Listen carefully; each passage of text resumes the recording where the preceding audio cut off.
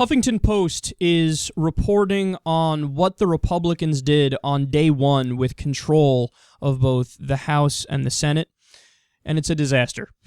Quote, House Republicans launched a sneak attack on disability insurance on the very first day of the new Congress.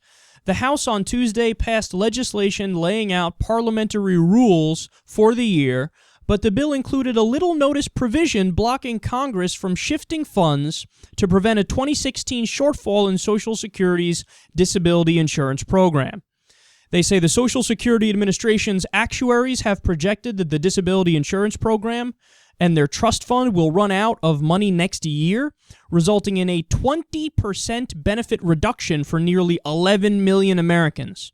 Since last year, Social Security advocates have been calling on lawmakers to shift funds from the retirement program to make up the difference, something Congress has done 11 times since the 1950s.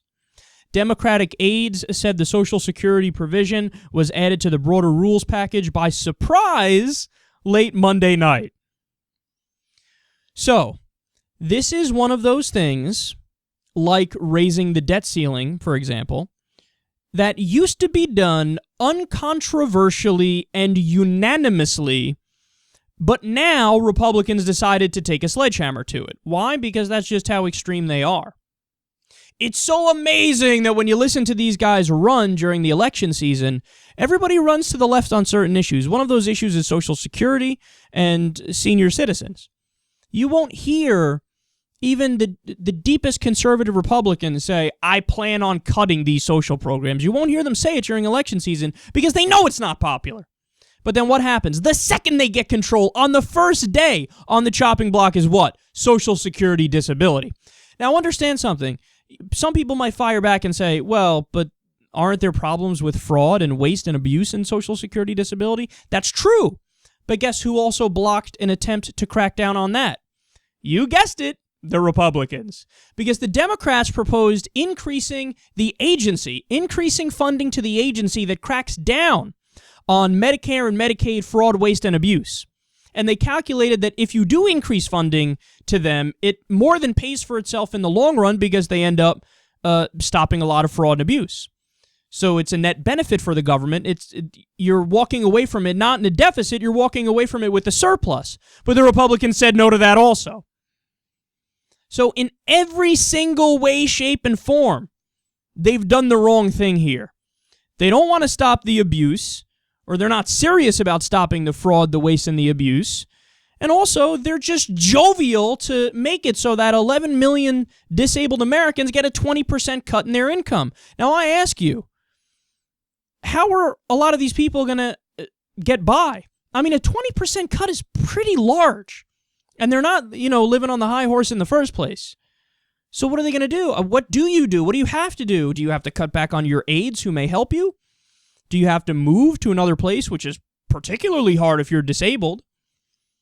Do you have to cut back on your grocery bill? I don't know. I don't know what the answer is, but the Republicans don't care.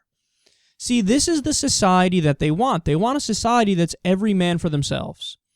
They don't like the social safety net. They don't believe in the idea of, hey, there's a floor in a civilized country that you can't go below because we won't let you go below it. You're not going to go starving in the street. You're not going to not have a roof over your head when there's a tropical storm out. We're civilized. We're going to make sure that the food stamps are available, unemployment insurance is available. At certain times, welfare is available.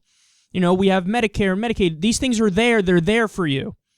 But what do the Republicans do whenever they have the opportunity to do it? Fuck that. Take away any help that we're giving to disabled people, the sick, the poor, the downtrodden. Let's go in the other direction, and let's give tax cuts to the rich while we cut social services to those other people. And then at the same time, they have the nerve to look at you and I and tell us we're Christians. Now, I get it. If you look at Christianity, and if you look at any religion, you can justify basically any ideology and any prejudice you already have. Because there are things that are super conservative, there are things that are super liberal.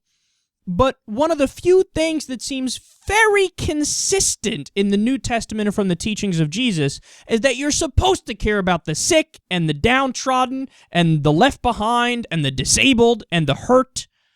I mean, that's who you're supposed to care for. And they say, yeah, you know that whole Jesus thing? Let's do the exact opposite while we use his name in our political campaigns.